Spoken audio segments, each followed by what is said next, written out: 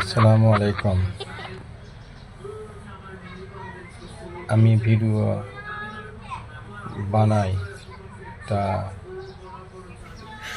কেউ like share comment করে না। আমি ভিডিও অনেক কষ্ট করে আপনাকে মাঝে নিয়ে আসি। আপনারা আমাকে সাপোর্ট দেন।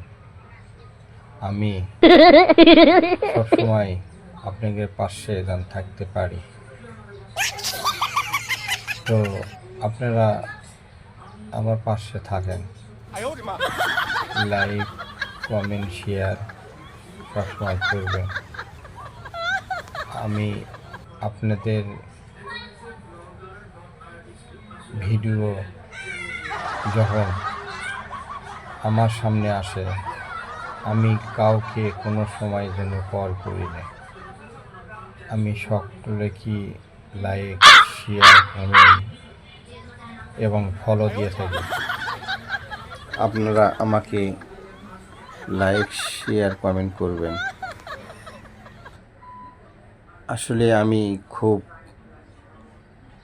জানতে চাই যে মানুষের জন্য মানুষে কাঁদে, আমার জন্য কেউ কাঁদে না, কিন্তু আমি সবার জন্য কাঁদি। আমার ভিডিও সবসময় আপনারা দেখবেন, আমাকে ফলো দিবেন, কমেন্ট করবেন, শেয়ার দিবেন। আমি এইটুকু আমি আপনাদের মাঝে আশা করে থাকি। আমাকে ভালোবেসে একটা কমেন্ট একটা শেয়ার দিবেন। আমাকে শুধু ভালোবাসার জন্য আপনাদের ধন্যবাদ। আমাকে অনেকেই ভালোবাসে, আমি আপনাদের খুব সবাইকে ভালোবাসি। প্রবাসী ভাইয়ারা, আপনারা আমাকে কমেন্ট শেয়ার করবেন, ফলো দিবেন। আপনারা যদি ফলো শেয়ার করেন, আমি ভিডিও আপনাদের যখন আমাদের সামনে আসে তখন আমি শেয়ার কমেন্ট করি। আপনারা গরিবের দিকে দেখবেন, আমরাও আপনার দিকে দেখব।